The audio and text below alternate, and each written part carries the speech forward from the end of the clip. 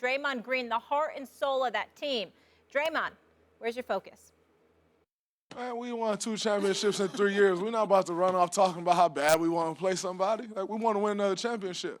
And it don't matter who's in the way of that. If you're in the way of that, then you happen to be in the way.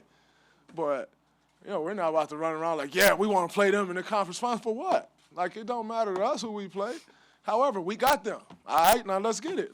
We get to it now. But it makes no sense for us to run around, we want them as bad as they want us for what? All right, so Draymond's focused on the title, not the Rockets. Max, I know that's your favorite to win it all. Is he right to feel that way, though, based on their history?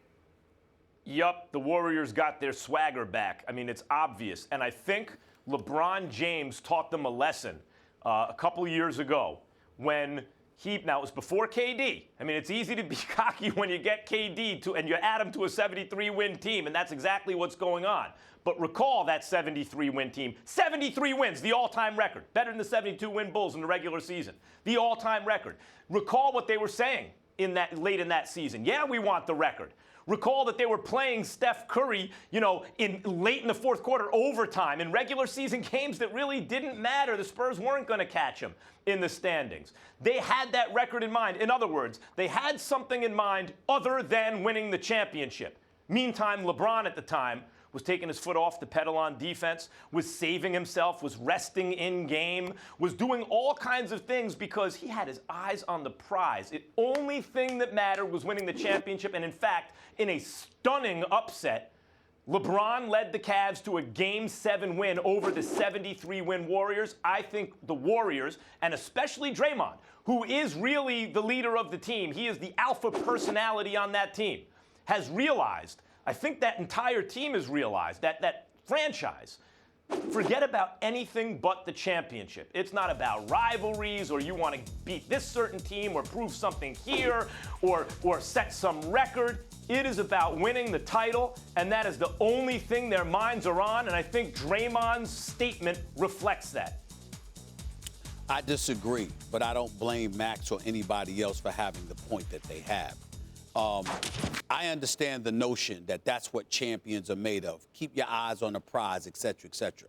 But the one thing that we marveled about at the greats like Michael Jordan and Kobe is that they found motivational tools within the confines of or within pursuit of their goals to sort of elevate their tenacity towards achieving that goal.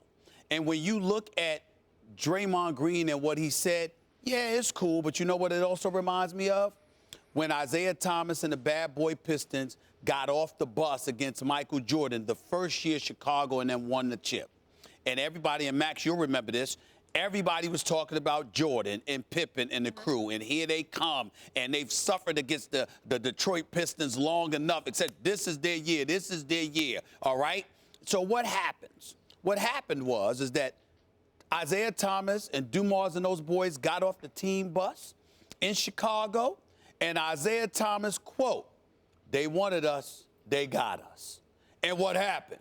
Jordan them swept them that particular series. Now, there's a lot that goes into it, but what I'm saying is the Pistons were 2-time champions. And at the time they were 2-time champions, they had their swag. They had dominated the Bulls enough. They weren't particularly worried or whatever. They respected the Bulls, but they also felt like they had their number. And Jordan wasn't having it. Enough's enough. Why is that relevant to what I'm talking about right now? Because Daryl Morey, the architect for the Houston Rockets, the brilliant executive that he is, who put this team together, who went out and got CP3 and went out and got James Harden years ago and was smart enough to do away with Dwight Howard ultimately and bring in Clint Capella and put these pieces around Harden and CP3.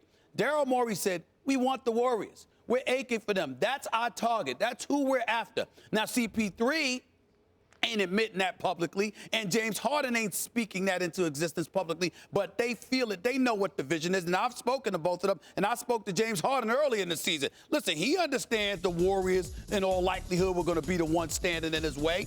He wants them too. So let's understand something here. If you're Draymond Green, what I would like to see, rather than that nonchalance that comes associated with the level of arrogance that you have when you are a 2-time champion, what I would like to see is Draymond Green saying, oh, yeah, we heard what y'all been saying. let's get it on. And don't get me wrong, he You know didn't what, say Stephen anything. A., He didn't say anything. He didn't say anything wrong, Max. I'm not trying to imply that. But what I'm trying to say is standing up and saying, all of y'all been talking. Hell would it call out Max? Yeah, Max and others called the Houston Rockets like they gonna beat us. Here we are. I would have liked to have seen that. That's all I'm trying to say.